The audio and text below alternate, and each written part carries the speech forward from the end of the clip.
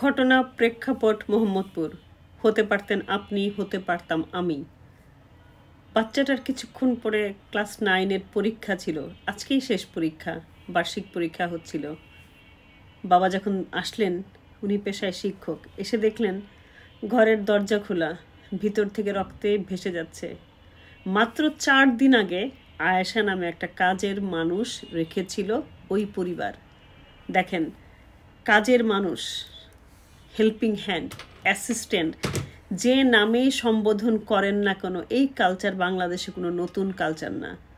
শুধুমাত্র আমরা কাজের মেয়ে নির্যাতন নিয়ে কথা বলি, আমরা কিন্তু কখনো মালিক নির্যাতন নিয়ে কথা বলি না, যে এরা যে মালিককে কী পরিমাণ টর্চার করে। সে কাজের মেয়ে আয়শা বোরখা পরে আসলো আর বের হয়ে গেল মালিকের মেয়ের স্কুলের ড্রেসে। হয়তোবা দারোয়ান যারা ছিলেন, গার্ড, তারা হয়তোবা ভাবছে মালিকের মেয়ে বেরোয় যাচ্ছে। তো সেক্ষেত্রে দেখেন, ভয়ঙ্কর দুর্ধর্ষ প্ল্যান ছাড়া কখনোই এইরকম খুন সম্ভব না।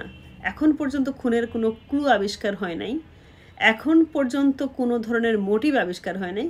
কিন্তু একটা পরিবার, হাসিখুশি পরিবার যা গতকাল রাত পর্যন্ত ছিল, আজকে সেই পরিবারের একজন ছাড়া কেউ বেঁচে নাই।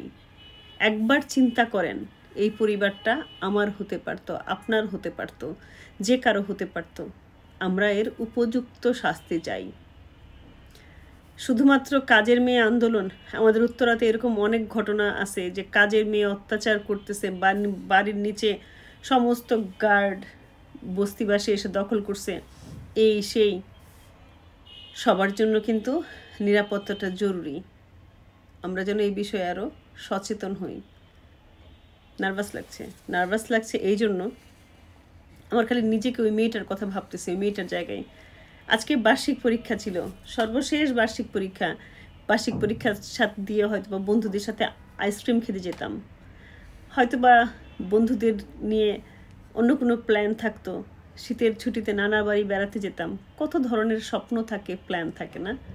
সব সেই কাজের মেয়েটা যে কুপিয়ে হত্যা করছে, তার কারণে চলে গেল সব। মৃত্যু অবশ্যম্ভাবী, মৃত্যু হবেই, কিন্তু এইভাবে মৃত্যু যেন কারো না হয়। ভালো থাকেন।